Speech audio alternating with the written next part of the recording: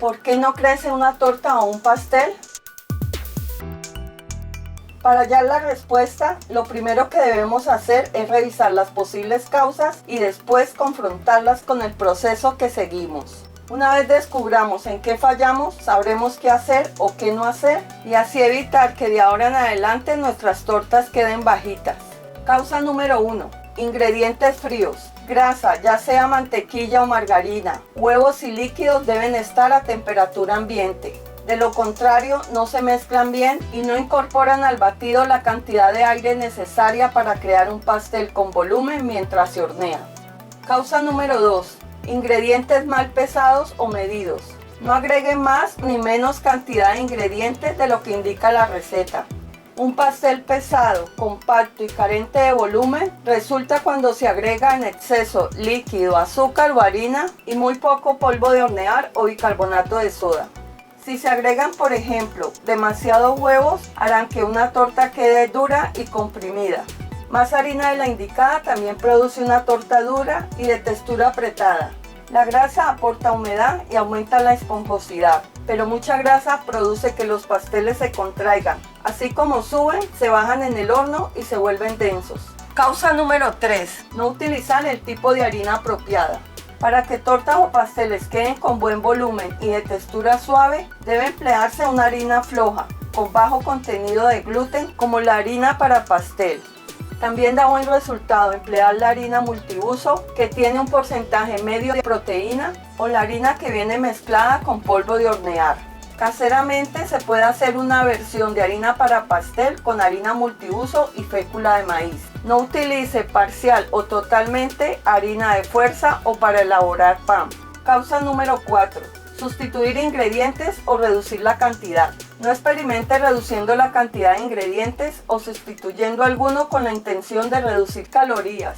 Se desbalancea la receta y el resultado puede ser nefasto. Con poca grasa los pasteles crecen poco y quedan duros. Usar un sustituto de azúcar o un edulcorante no funciona igual. El pastel puede quedar apretado y duro.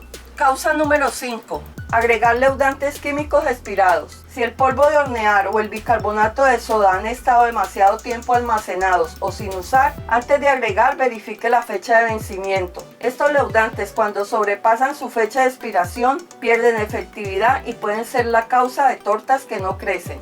Causa número 6. No cremar lo suficiente la mantequilla con el azúcar.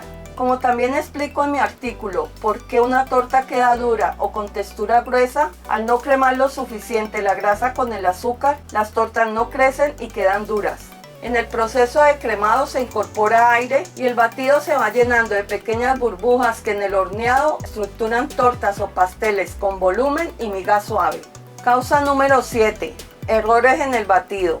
El batido de un pastel debe hacerse según las instrucciones de orden de ingredientes, tiempo y velocidad indicadas en la receta. Los ingredientes interactúan entre sí y cuando se mezclan correctamente aseguran que el pastel tenga un crecimiento óptimo y uniforme.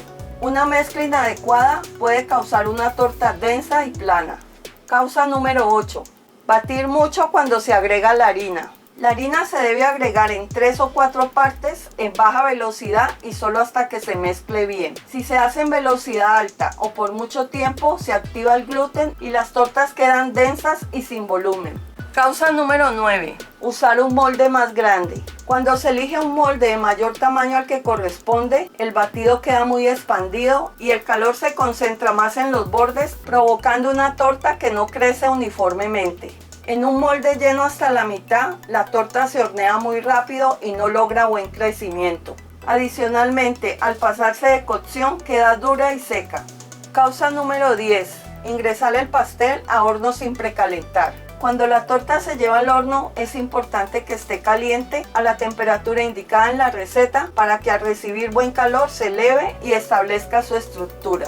Si el horno está frío, desarrolla poco volumen, queda seca y con corteza blanda. Causa número 11. Abrir la puerta del horno antes del tiempo de tolerancia.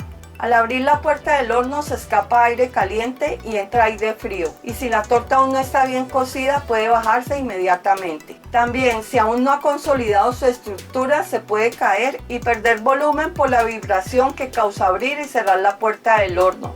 por mover la rejilla o el molde antes del tiempo de tolerancia. Se considera tiempo de tolerancia cuando la cocción ha alcanzado el 75% del tiempo indicado en la receta. Causa número 12. Apagar el horno y dejar la torta adentro.